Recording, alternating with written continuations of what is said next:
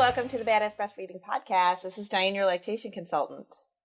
And this is Abby, the Badass Breastfeeder. And today's episode is brought to you by Junobee. Junobee is the world's first eco-friendly and reusable breast milk storage bag. Hello. Made to help breastfeeders store their breast milk in a space-saving and eco-friendly way. Today's episode is also brought to you by a revolutionary new activewear brand that is designed for moms by a mom called Love and Fit. And we'll hear more from our sponsors later in this episode, but right now Diane has our review of the week. I do. It's from J28S. And she says she is hooked. I can't get enough of this podcast. Diane and Abby are so knowledgeable, and I learn something new every episode. I'm a new mom, and this podcast has been so helpful. I listened to the episode about traveling while breastfeeding, but could you do an episode on being away from baby while traveling, and how do you pump and travel successfully? And that's a really great suggestion, especially like, you know, as things are starting to open up a little bit in pandemic world. But everybody wants to know, I think, a little bit like, what if I have to be away from my baby longer than, you know, a couple of hours? So maybe we'll have to do another episode on that. We'll put it to the list. Yeah, I think we have a whole bunch of people who have been home with their babies. Either like we're working and then we're home and then are going to be leaving again, or had babies in quarantine and then are going to be venturing out again. And it's like figuring it all out over again. So that's a good suggestion. So thank you so much. But this is one of the reasons why we love to get your reviews, is because a lot of people will send us suggestions and tell us what they want to hear and, you know, what they were hoping to get out of an episode. And, you know, a lot of the times there's so much to talk about that we don't get to everything. So if there's something that you feel like we missed, send us a review, let us know, and we'll add it to our list. And you can do that on iTunes. You can do that through our website, which is badassbreastfeedingpodcast.com. And we will get them and we will read them and we will love them. So thank you very much for this review. We love it. Thank you. And this week, should we talk about expectations? Oh my gosh, I'm so excited about this episode. Expectations. What was my like world-changing quote about expectations? Oh my gosh, it was fantastic. What it was. Here, let me go back to it. What was it? It was so good. I couldn't even. Expectations are premeditated resentments. Did you just make that up when you said that? No. No? Oh. No. Because I know you texted that to me the other day, and I was like, yes, that is it. Yeah. And then I didn't know if that just like came to you. I said expectations are the root of all suffering. And then I was like, that's not what the thing is, though. Because there's like a quote that I knew that I was thinking of, and I couldn't think of what it was. And I Googled expectations, and expectations are premeditated resentments. I think that's even better. Premeditated resentment. So let's break it down. Let's break that down, because premeditated resentment. And I don't think we even think about that. Like, you really have to think about, like, okay, how does that fit into my world with my new baby that I adore? Mm-hmm. Like, what does that even have to do with it? And like, how do you even have expectations? Like, why do we, I mean, expectations, I think, are a normal part of life. You know, we expect things to be a certain way. We expect, you know, you plan a dinner out with your friends or your partner or whatever. And you go out and you have all these expectations about how it's going to be. It doesn't go that way. How do you feel? Feel resentful. Right. And let down. And why did I order this meal? Why did I pick this restaurant? Why do I have these people as my friends? Right. Like, why did I marry this person? Why did I marry this person? Yeah. It's just like you can't help but think that if something doesn't go the way you wanted it to go, right? And then you have this huge thing like having a baby, and then you have all these expectations, which you don't know throughout your life that you're gathering and absorbing expectations about babies through watching TV shows and watching movies and reading books and listening to people talk to you, with whatever culture you're in, about babies. And so, for example, you watch TV, we were watching Breaking Bad, and like my husband is like so pissed off every time the baby is in a scene because the baby's just sitting there quietly, like not needing anything while the whole world of this family is like falling apart. But the baby's just like, oh, I'm just over here, hanging out. No problem. The woman goes to work and she just has the baby like in the little like car seat thing sitting on the floor. She just does her work day, goes to her meetings. My husband's like, "Oh my God, what? Look at the baby. Where's the baby? Oh, they're just fighting right now. Where's the baby? Oh, where's the baby? Oh, it's just quietly in the corner." And like because we had a baby. We had all these expectations like that I was going to go back to work, that he was going to work from home, and that the baby would be sitting there in the bassinet, and then you would choose when you would pick it up and feed it and blah blah blah. Well, okay, so now we have a baby that's like needing, a normal baby. Exactly, a normal every baby. second and is not sleeping the way we were told or expected the baby to sleep. Mm-hmm. And now we're full of chaos and resentments and not even like we think we're doing something wrong. Yeah, you're not even like the resentment is so deep though. It's like your resentment towards society for telling you that this is how it was going to be, resentment towards yourself for not making it be like that. There's something I must be doing wrong because my baby isn't conforming to what Breaking Bad baby does, and resentment towards your baby for not being the baby that you thought they were going to be. Right. And I think that's really scary when people are like, they're resenting their babies. Mm-hmm. Like this brand new baby, helpless baby, and they resent this baby. And it's like, and now on top of that, I'm a horrible person because I resent my baby. Right. Right. And I hear that a lot with breastfeeding, and it's like, I think with breastfeeding, it's very, like, that's a very tangible thing. Like everybody's like, oh my gosh, the feedings are painful or they're way overwhelming.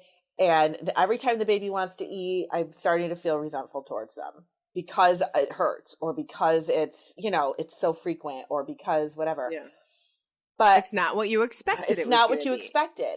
But when we think about like sleep, do we resent? I've never heard somebody really say like, my baby's getting up every 2 hours, so I resent them for that.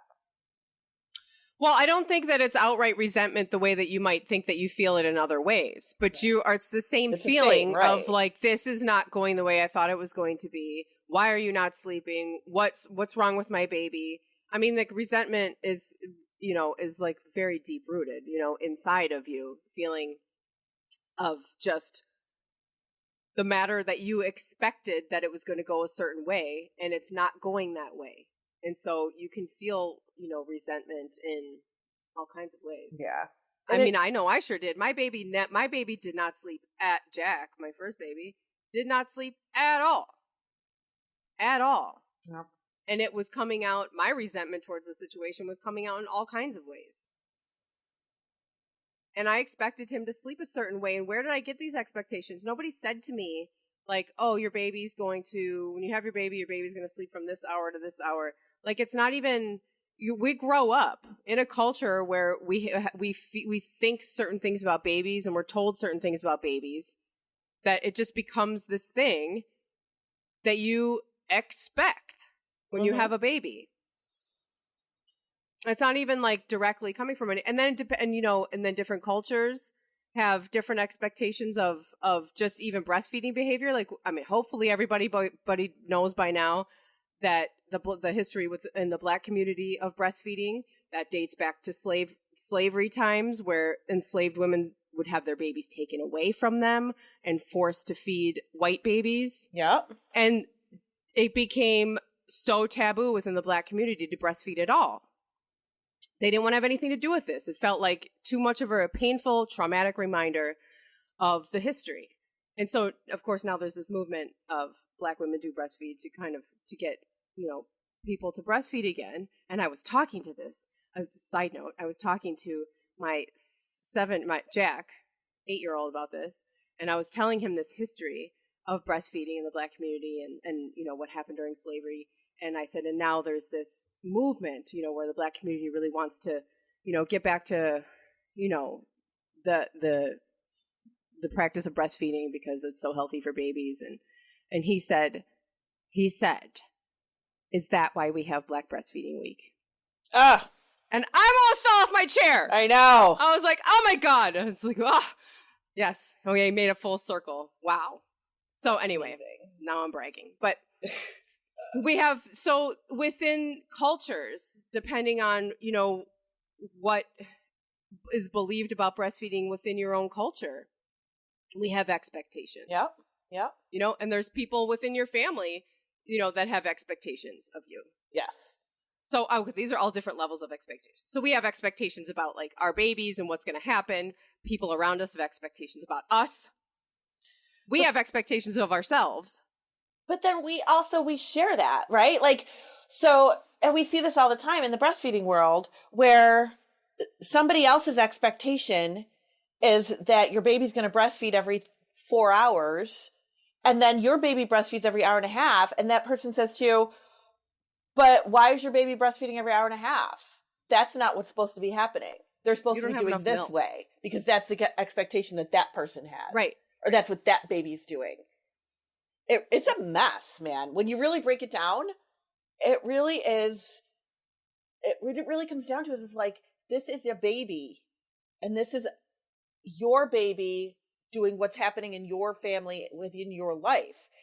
And nobody talks about like how these barriers and how these expectations are damaging, right, to the relationship with your child. And when you look at like evidence, like real evidence-based stuff, it doesn't have there's no room for this resentment and these expectations in evidence. Right. I mean, expectations just bypass science, right? Right. It's just based on culture, really. Yeah. Just the culture and, so it has nothing to do with things that are rooted in science.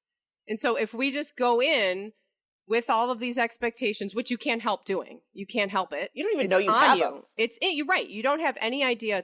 It's in you. You just go in with these ideas of what it's going to be like based on all of this stuff that all this cultural stuff that creates these expectations within you without you even knowing. And then it doesn't work, or it's not going that way because none of that is based on any kind of reality. It's not based on any kind of science of babies. No. And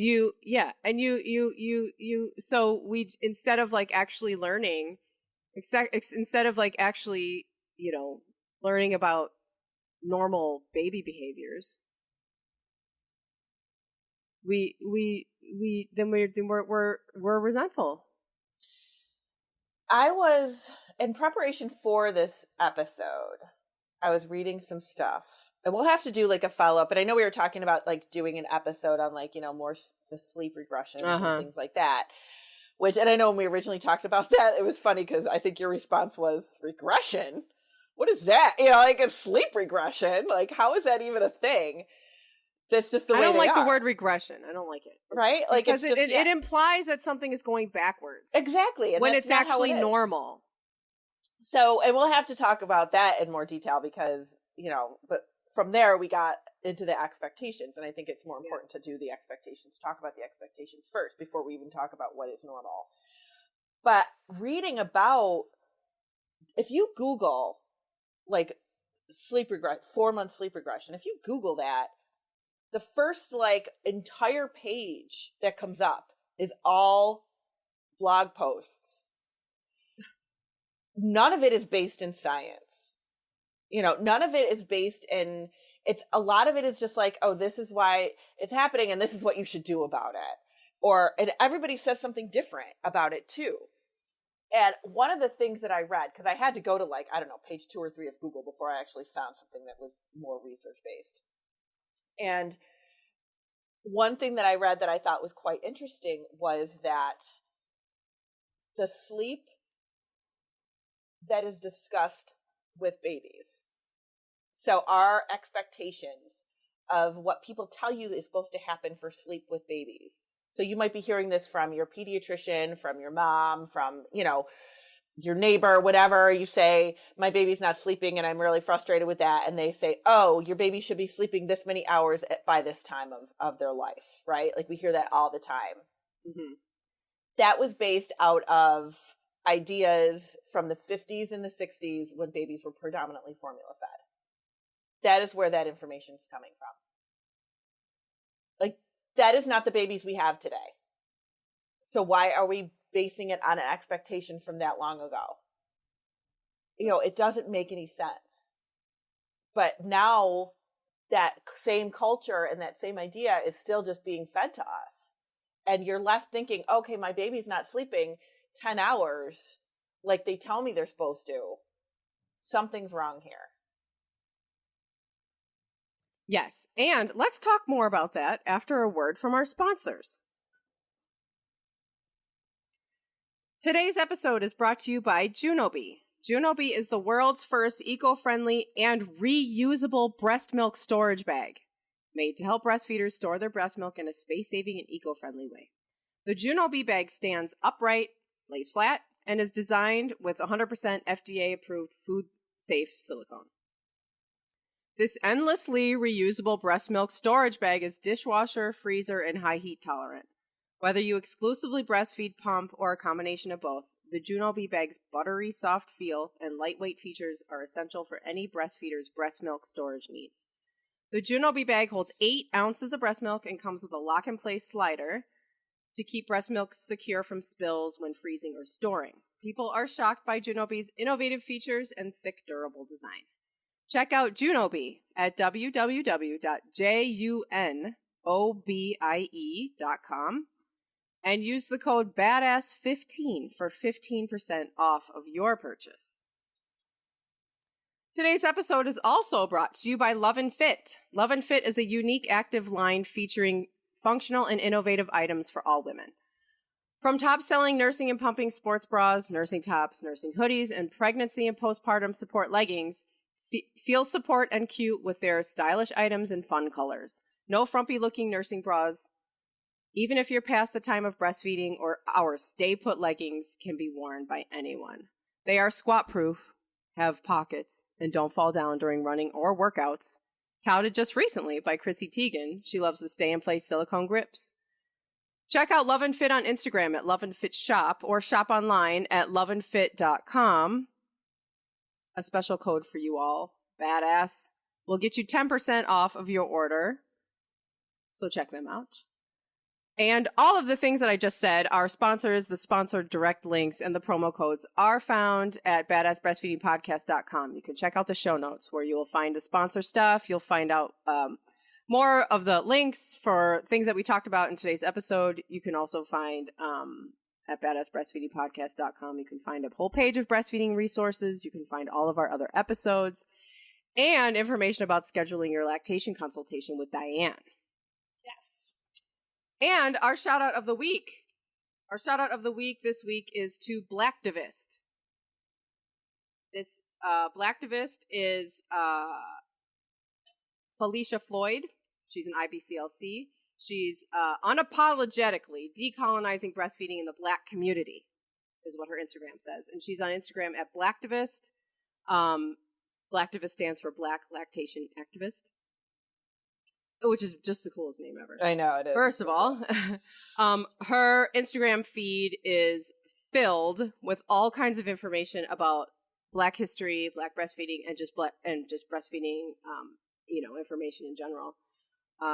So check her out. Cool. And yeah, that's awesome. Expectations. Yeah. So what do we do about these expectations? I don't know, but you know what? Also, think about expectations. Is this, as you were talking about, like formula-fed babies in the 50s and 60s, when expectations too, as far as culture, we know that expectations come along too in kind of ways. Sometimes they're accidental, and sometimes it's, the motivation is there for corporations for you to have unrealistic expectations. Oh yeah, for sure. And so it's like, oh, your baby's not doing this? Well, that's okay. It's like they know what babies are supposed to be doing. And then they can tell you, well, if that's not working out, then, well, just give them formula. No big deal. Because you expect it's supposed to be, I don't know, it's supposed to be easy. If it's not, we can just give formula. No big deal. Right. Right. Because everybody, you're supposed to think this is easy. I spend so much time telling mom, and these are only the moms that actually admit to me that this is hard.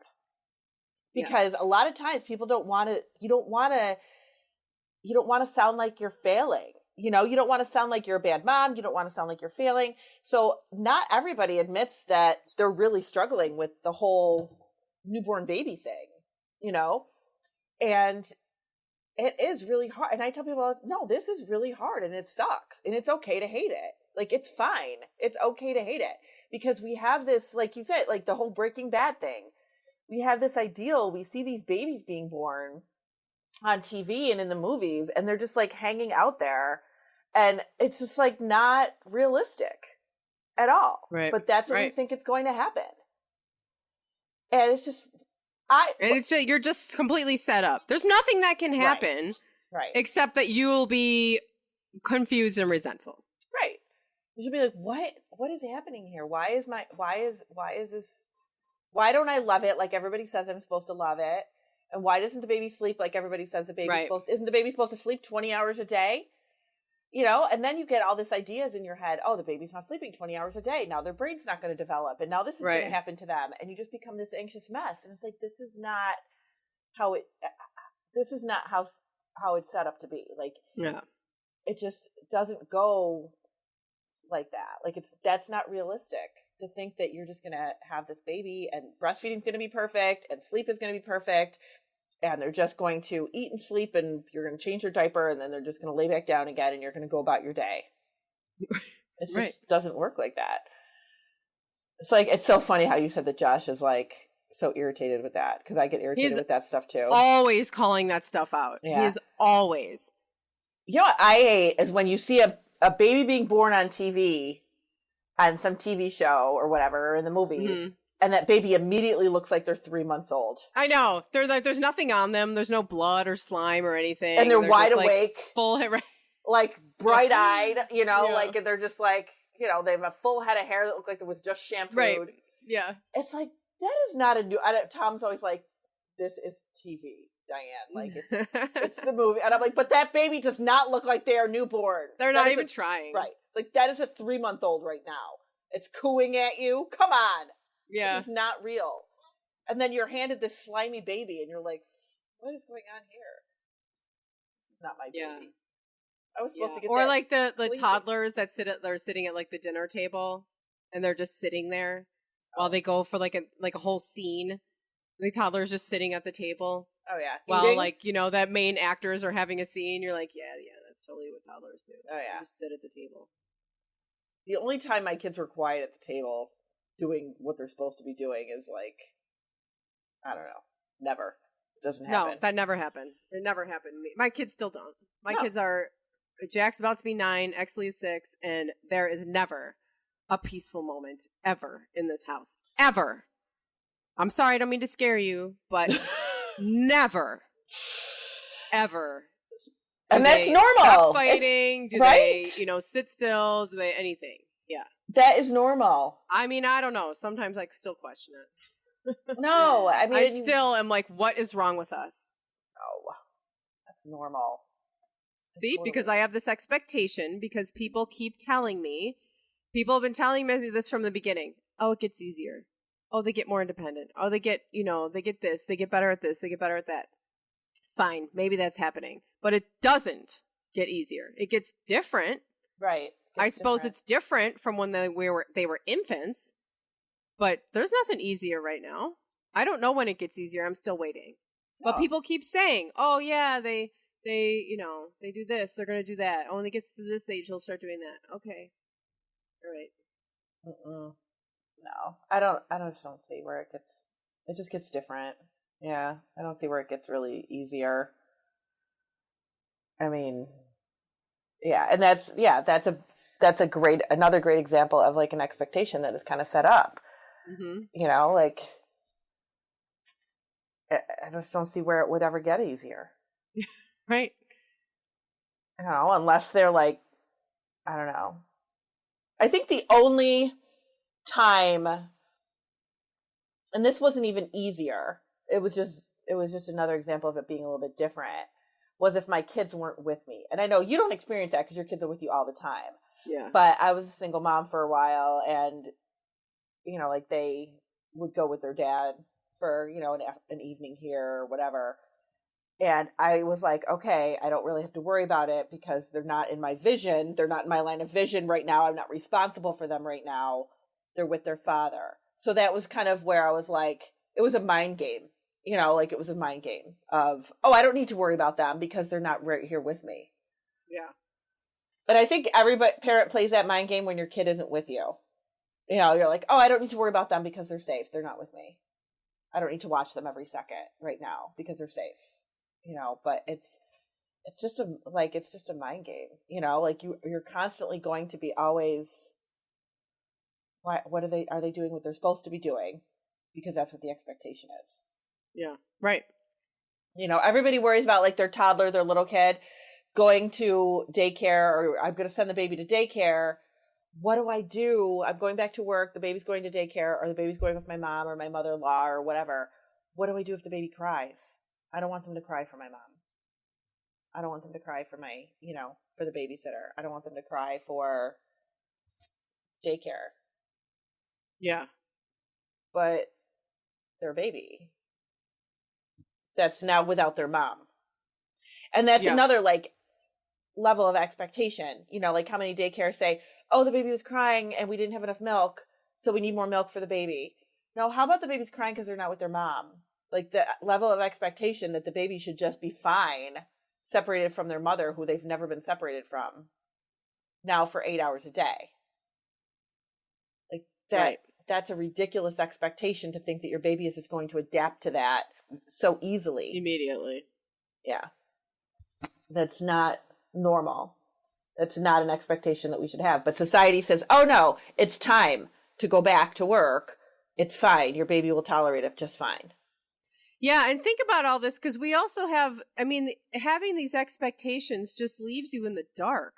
Mm-hmm. It leaves you just floating around without, you know, people are like, I get this, I'm sure that you get people message me all the time. I'm pumping and I'm only getting like 2 ounces of milk per breast. And I just want to be like, well, what did you expect? That's awesome. I know. You're expecting something else, but you don't quite know what. So you have this expectation is just going to lead you to just be disappointed in whatever is happening because you don't know what the reality is. Oh my God, yes, I hear that all the time. Here's the reality. That is what we in the know would expect somebody to pump. Oh my gosh, it's so, like that's so spot on, because that is something I hear all the time too. Like, I only pumped 3 ounces, and I'm like, that's great. Oh, is it? I didn't know what to expect. Yeah. But you're expecting more. Because we just don't know. Because we always expect more, right? Like, we always expect more. Because more is better. We just expect more. We expect more. We expect things to be better. We expect things to be easier. Mm-hmm. And then when it's less, when it's harder, then it's disappointing. Yeah, and it's just, what a freaking, you know, like, what a huge emotional crash that is for everything, you know, like, because you really are just so disappointed in the whole process of motherhood when this happens.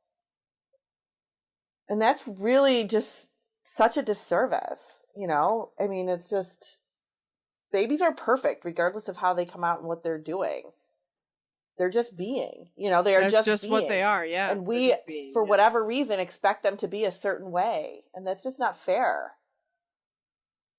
You know, it's not fair to us trying to parent them, and it's not fair to these babies. Like, now you're setting them up for, well, they should be doing this. They should be doing this. Yeah, and really, it just tortures you. Yeah.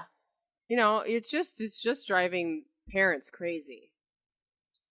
Oh my God. I used to work with this one lactation consultant. She was hilarious. She was great because she had this way of like putting things into perspective that you wouldn't really think of. And we worked at the hospital together, and she was like, you know, like if somebody said, oh, the baby's not latching, so I'm just going to give them a bottle because they must not want to breastfeed. So I'm just going to give them a bottle. And she'd be like, so if they don't walk, perfectly the first time, you're just going to carry them for the rest of their life.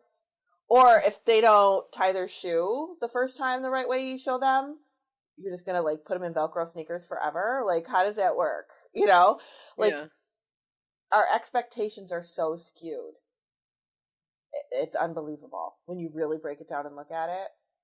Yeah. It's unbelievable. Yeah. So with expectations, I mean, it's also hard to recognize that you're even relying on expectations because it's so deeply rooted in us. So it's hard to just step back and be like, oh, this is an unrealistic expectation, because you just don't know to look for it. If you're just in it, you don't know to look outside of it. You know what I mean? Yeah. But so I guess there's really nothing that we can tell you. We have no help for you. It's just an interesting conversation. Yes, but I want you all to recognize that like a lot of the things that you are aiming for with your baby, and I don't mean like you that's listening right this minute, like collectively, like the things that we are aiming for are not realistic. You know, they're an expectation that somehow was put out there that we don't need to be following. You know, we don't need to be so if you're freaking out about something, if something seems like it's not going well right now, try to look at it. Is this like an unrealistic expectation? Is this based on anything that actually happens with babies? Or is this a message that you've been given from an unreliable resource? Right. Is this something you read somewhere that, you know, babies should be sleeping, 8 hours a day or overnight perfectly by the time they're 2 months old? Is that the expectation that you were given? And when your baby is not doing that, it's freaking you out. Or were you given the expectation that you should be able to pump? You know, you've read that on the mom group that you're in. Oh, I should be able to pump 4 ounces when I'm away from the baby, but I'm not. I'm only pumping 2. So something's wrong with me and my milk supply, because that's the expectation that was set up there. Mm-hmm. No, really, like that's a really great point. Look at if something's going on right now with you and your baby that you're like, okay, this is wrong, or I'm not sure about this situation. Is this an expectation that you were introduced to, maybe without even knowing it? Yeah. That's a really great point. And then consider it how non-realistic that expectation is. Yeah. Check out some of our episodes. If you're questioning something that's going on with sleep, we have a bunch of those episodes. Milk supply, we have episodes. We have all kinds of stuff. Yeah. We can give you a reality check. Absolutely. Based out of science. Because we don't like all that made up stuff. Because we need to remove ourselves from the made up stuff. That's just leading us to doubt ourselves and feel resentful. Yeah. Right. And I mean, and the cultural stuff is fine. Like, there's nothing wrong with that either. There really is nothing wrong with our lives being shaped by the cultures that we're in. Oh, there's no way around it. Right. But knowing what is damaging to your relationship with your baby is important. Yeah. Yeah, and that's it. Well, thanks for listening, everybody. Thank you. We hope this was helpful. And we'll talk to y'all next week. Bye. Bye.